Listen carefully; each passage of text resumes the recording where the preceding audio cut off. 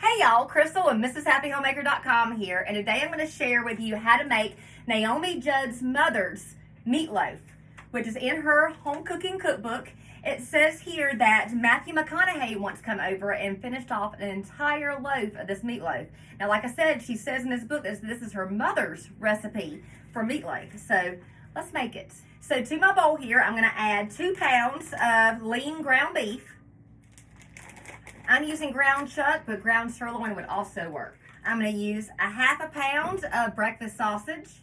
I'm going to add 1 large egg that I'm going to give a quick scramble to real quick. 2 medium onions that have been chopped. 1 medium bell pepper chopped. I've got some from my freezer from this past summer's garden, so I'm going to use that. 3/4 cup of ketchup. 2 1/3 cup of crushed saltine crackers, which works out to about 1 1/2 tubes or sleeves. Oh, my bowl's getting full. And 1/3 cup of Worcestershire sauce. About a teaspoon of salt and a 1/2 teaspoon of black pepper.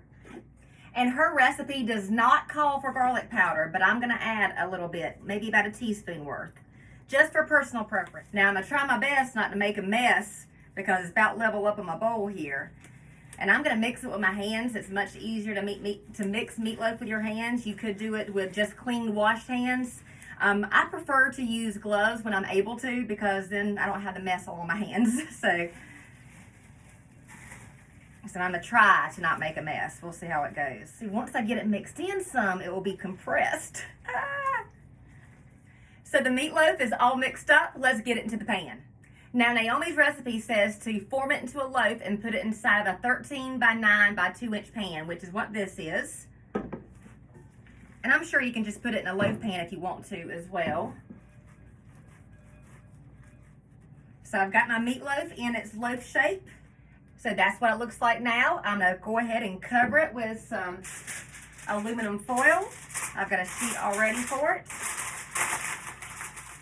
So I have my oven preheated at 325 degrees. I'm going to cook this with the foil on top for 45 minutes. Then I'm going to take it out of the oven. I'm going to take off the foil. I'm going to spread on a 1/4 cup of ketchup. Then I'm going to put it back in the oven at 325 degrees and cook it for 60 minutes without any foil on top for that last 60 minutes. I have sliced up my meatloaf, so it's nothing fancy, but it is super delicious and comfort food at its finest.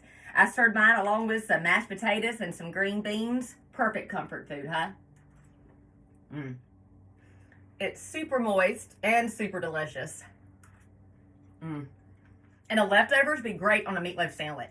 If you've enjoyed this recipe, then check out my website, MrsHappyHomemaker.com, for more deliciously easy recipes. Till next time, bye y'all.